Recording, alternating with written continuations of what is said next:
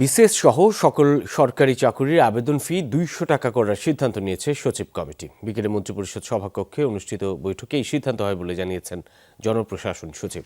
পাশাপাশি বিসিএস এর মৌখিক পরীক্ষার নম্বর 200 এর পরিবর্তে 100 করার সিদ্ধান্ত হয়েছে।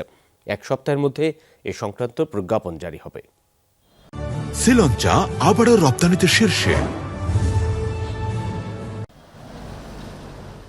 সরকারি চাকরির আবেদন ফি কমানোর দাবি দীর্ঘদিনের। ক্ষমতার পট পরিবর্তনের পর চাকরি প্রত্যাশীরা সরকারি সহ সব চাকরির আবেদন ফি 200 টাকা করার দাবি জানিয়ে আসছে।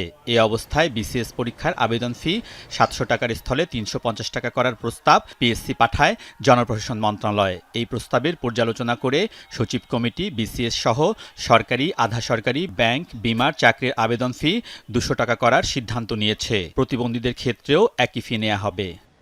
এই 47 বিসিএস থেকে যেই বিসিএস এ অ্যাপ্লাই করবে 200 টাকা।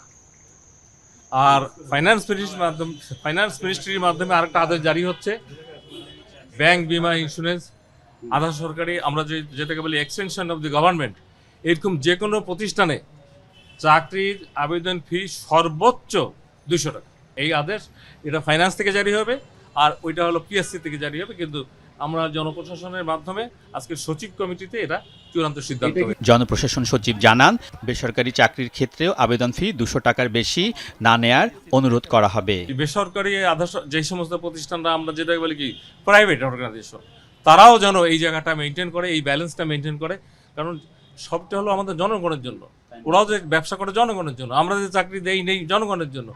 একই হওয়া উচিত, প্ল্যাটফর্মটা একই হওয়া উচিত।